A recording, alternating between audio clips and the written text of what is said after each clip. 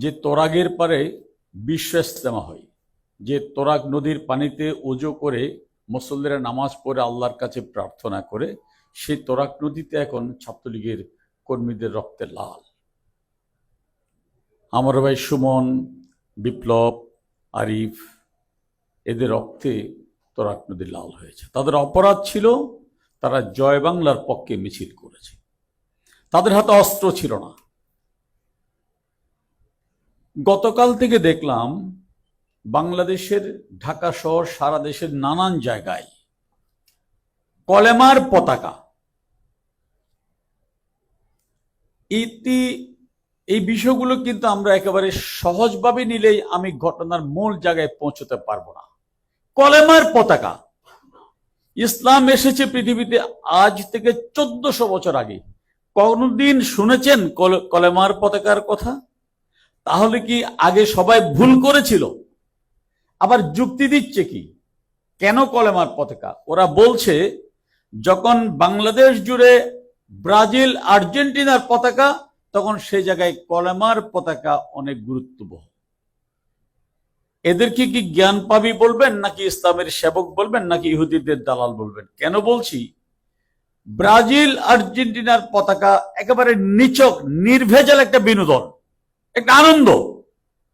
কলেমার পতাকা কিন্তু আনন্দ নয়, কলেমা একটা বিশ্বাস। কলেমা এমন একটা জিনিস, নবী করিম সাল্লাল্লাহু আলাইহি ওয়াসাল্লাম মক্কা বিজয়ের পরে কেন কাবা শরীফে 360টি মূর্তি ছিল, এই জন্য কাবা শরীফকে ভেঙে নতুন করে গঠন করা হয় নাই। শুধু কাবা শরীফ থেকে মূর্তিগুলো সরানো হয়েছিল, আর কিচ্ছু না। এতে আমরা কি বুঝি? এতে আমরা এটাই বুঝি যে ইসলাম মানুষের শুধু বুকের গভীরে অন্তর্নিহিত বিশ্বাসের পরিবর্তন করেছিল, যে ওয়াহাদানিয়ত। ইসলাম আর কিছুর পরিবর্তন করেনি। কলেমার পতাকা স্লোগান দেওয়া হচ্ছে, মানুষ খুন করা হচ্ছে, মানুষ খুনের মিছিল করা হচ্ছে, ইসলামের দাওয়াত দেওয়া হচ্ছে। আমি তাদের উদ্দেশ্যে বলছি, আল্লাহ নবী এইভাবে ইসলামের দাওয়াত দেন নাই। ইসলামের দাওয়াত কিভাবে দেওয়া হয়েছে সেটাও কোরআন আল্লাহ বলেছেন। আল্লাহ বলছেন, উদউ ইলা সাবিল রাব্বিকা বিল হিকমা ওয়াল মাউইজাতিল হাসানা।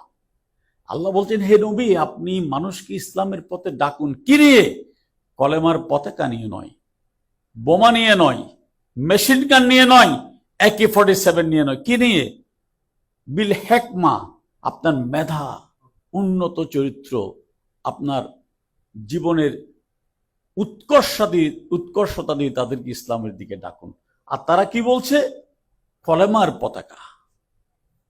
কেন বলছে? ওই জন্যই এই তোফায়েল আহমেদ, মোশাররফ ভাইয়ের স্মরণ সভা, তাদের জানাজায় বাধা, এগুলো একই সূত্রে গাঁথা। মানুষকে মেরে ঝুলিয়ে রাখছে, ঝুলিয়ে রেখে উল্লাস প্রকাশ করছে, বলছে কোরআনের দাওয়াত। কিন্তু কোরআন বলছে, মান কাতালা নাফসুন বিগাইরি নাফসিন ও ফাসাদিন ফিল আরদে ফাকান্নামা কাতালান নাসা জামিয়া। আল্লাহ বলছেন, যে ব্যক্তি কোন মানুষকে হত্যা করলো অথবা পৃথিবীতে দাঙ্গা হাঙ্গামা সৃষ্টি করলো, সেজন্য পৃথিবীর সমস্ত মানুষকে হত্যা করলো। আরেক জায়গায় বলছেন, মান ইউকতালা মুমিনান মুতাআম্মাদান ফাজাজাহু জাহান্নামা খালিদান ফিহা গাযাবাল্লাহু আলাইহি ওয়া লা'নাহু ওয়া আ'আদ্দা লাহু আযাবান আলীমা। যে ব্যক্তি বিনা কারণে কোন মুমিন মুসলমানকে হত্যা করলো, আল্লাহ বলছেন তার অনিবার্য পরিণতি জাহান্নাম। কতদিন থাকবে জাহান্নামে? হাদিস শরীফে আল্লাহ রাসূল বলছেন, মান ক্বালা লা ইলাহা ইল্লাল্লাহ ফাদাখালাল জান্নাহ, একবার কলেমা পড়লে সে জান্নাতে যাবে। কিন্তু এই হত্যাকারীদের জন্য কোরআন বলছেন, ওদের জন্য জান্নাত কোনোদিন নসিব হবে না, অনন্তকাল তারা জাহান্নামে জ্বলতে থাকবে, এবং আল্লাহ তাদের জন্য তৈরি করেছেন কঠোরতম শাস্তি। তারা আজকে আমাদের ইসলামের সবক দিচ্ছেন। এই ইসলাম মদিনার ইসলাম নয়, এই ইসলাম মওদুদির ইসলাম। এই ইসলাম মানুষ খুনের ইসলাম, এই ইসলাম ইসলামকে ধ্বংস করার ইসলাম। এই ইসলামের কথা বলে 71 সালে মানুষকে হত্যা করা হয়েছিল। আমার মা বোনদের গনিমতের মাল ঘোষণা দিয়ে পাকিস্তানি দস্যুদের হাতে, পাঞ্জাবিদের হাতে তুলে দেওয়া হয়েছিল। এই শক্তি বঙ্গবন্ধু কন্যা নামের একজন অগ্নিবীরা আমাদের সামনে ছিলেন বলেই এতদিন তারা বোতলবন্দি হয়েছিল। এত বড় মুনাফিক ছিল তারা, সাহস করে বলতেও পারতো না আমি ছাত্র শিবির করি, বলতেও পারতো না আমি জামাত করি, বলতো কি আমরা ছাত্রলীগ। এখন কয়দিন পরে শুনবেন সব ছাত্র দল, সব যুব দল। তারেক সাহেব বুঝছেন না এখনো, বুঝবেন কয়দিন পরে, তখন আর সময় থাকবে না। এগুলো সব একই সূত্রে গাথা। এই অপশক্তির বিরুদ্ধে শুধু বক্তৃতাবাজি করে লড়াই করলে হবে না।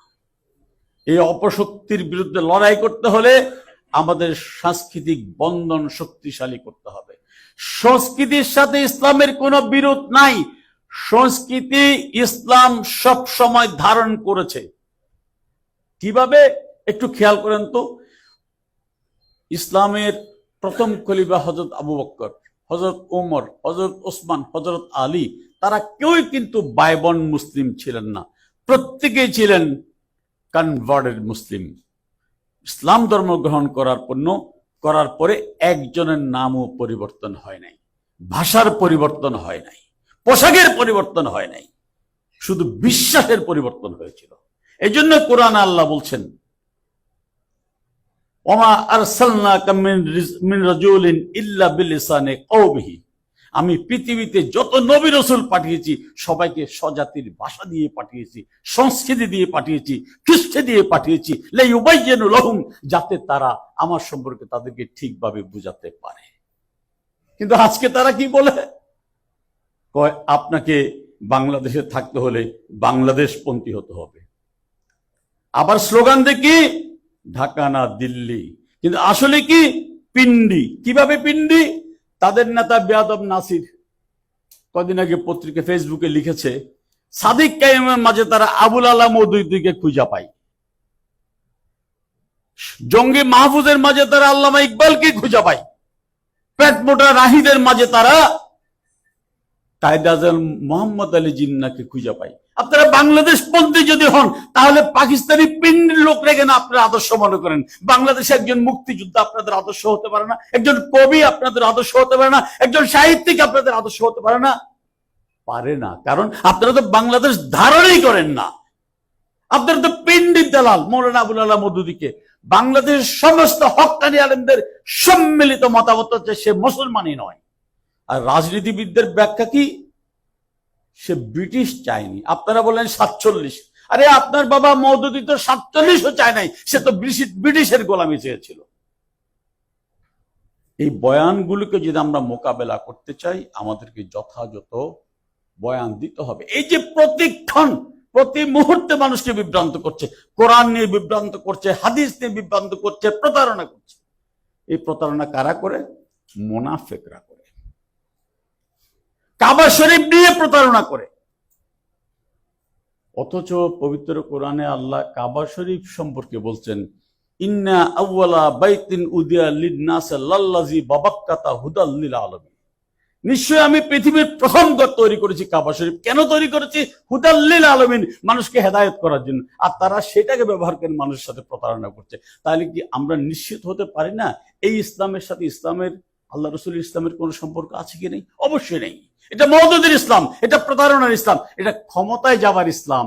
ক্ষমতা যাবার ইসলাম বলে তারা নির্বাচনের আগে বেহেশতের টিকিট বিক্রি করে। ক্ষমতায় যাবার ইসলাম বলেই তারা বলে যাহা রোজা তাহাই পূজা।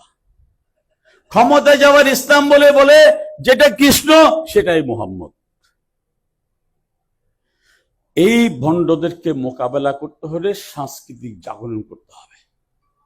নারীদের মধ্যে ভয়ঙ্কর অপপ্রচার চালানো হচ্ছে। জামাতের নারীরা দেখলাম তারা বলছেন নারী নেতৃত্ব আমরা চাই না। কেন? বলেছে আল্লাহ কোরআনে হারাম করেছে। ওকে মানলাম। আপনি যে মহিলা এমপি হয়েছেন সেটা নেতৃত্ব না। শুধু জামাতের আমির হওয়া মানে তো নেতা নয়। একজন নারী যদি স্কুলের হেডমাস্টার হয়, সে তো স্কুলের নেতা। একজন নারী যদি ডাক্তার হয়ে সে গাইনি ডিপার্টমেন্টের হেড হয়, সে তো গাইনি ডিপার্টমেন্টের নেতা। তা আপনি মহিলা এমপি হয়েছেন, ওইটাও তো আপনি নেতৃত্ব নিলেন। তাহলে আপনার এই কোরআন কোথায়? শুধু জামাতের আমির হওয়া মানে তো নেতা নয়। নেতার তো ধাপ আছে, হায়ারার্কি আছে। আপনি ওইটা মানবেন, শুধু জামাতে আমির হওয়ার ক্ষেত্রে কোরআনের আয়াত বলবেন। কোরআনের সে আয়াত কেন অবতীর্ণ হয়েছিল সেটাও শান নজরুল জানেন। এই কথাগুলো কেন বললাম? এই চক্রটা বাংলাদেশটাকে আবার পাকিস্তান বানাতে চায়। ধর্মের আলকেল্লা পড়ে মুক্তিযুদ্ধটাকে বিপন্ন করতে চায়। তারা এক মুখে বলে ৭১-এর মুক্তিযুদ্ধে শেখ মুজিবের কোনো অবদান নাই। তো অবদান না থাকলে তো ভাই আপনারা শেখ মুজিবকে অ্যাপ্রিসিয়েট করেন না, কারণ আপনারা তো স্বাধীনতা চান নাই। আপনিও চান নাই, শেখ মুজিবও চান না, অবদান নাই, তাহলে তো আপনারা এক। কিন্তু বঙ্গবন্ধুকে সারাক্ষণ অশ্রাব্য ভাষায়, অরাজনৈতিক ভাষায় গালিগালাজ করেন কেন? এগুলিতে সব সবিরোধিতা। তো এই জায়গাটাই যদি আমরা ফেরত আনতে চাই, আমরা জানি আমরা এখান থেকে ফেরত আসব। কারণ পৃথিবীর ইতিহাসে মুনাফিকদের বিজয়ের কোনো রেকর্ড নাই, ভীরু কাপুরুষদের বিজয়ের কোনো রেকর্ড নাই। পলাশীর আম্রকাননে সিরাজউদ্দৌলার পরাজয়ের পরে মীর জাফরের বিজয়ের পর মিষ্টি বিতরণ করা হয়েছিল। সিরাজউদ্দৌলাকে চরিত্রহীন, লম্পট, মদ্যপ হিসাবে চিহ্নিত করে তার চরিত্র হনন করা হয়েছিল।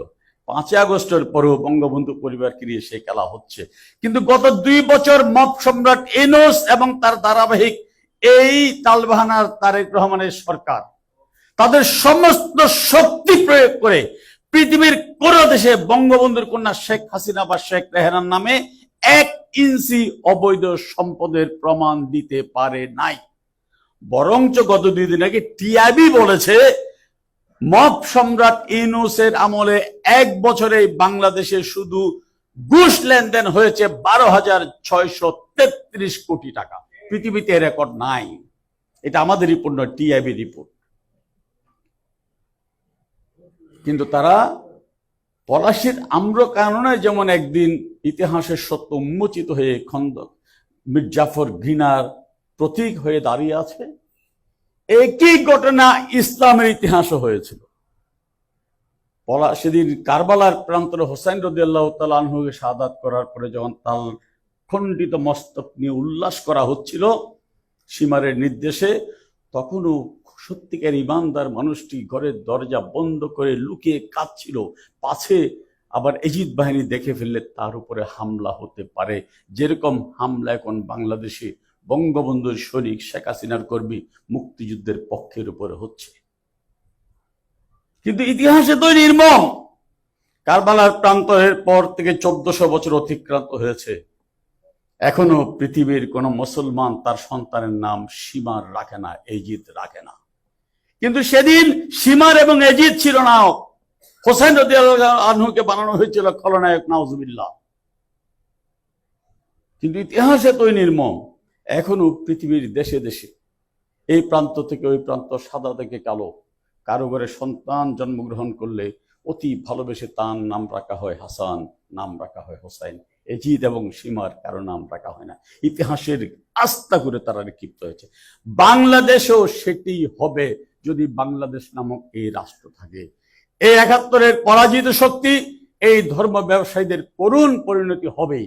কিন্তু সেই পরিণতি নিশ্চিত করার জন্য আমাদেরকে শুধু মাঠের বক্তৃতার মধ্যে সীমাবদ্ধ না থেকে আমাদের এই বিষয়গুলি না গভীরভাবে ভাবতে হবে। আমার সন্তানের ভবিষ্যৎ নিয়ে ভাবতে হবে। আমার অজান্তে আমার সন্তান, আমার কন্যা, আমার স্ত্রী কোন ফাঁকে তাদের ফাঁদে পা দিচ্ছে, এগুলি নিয়ে সচেতন থাকতে হবে।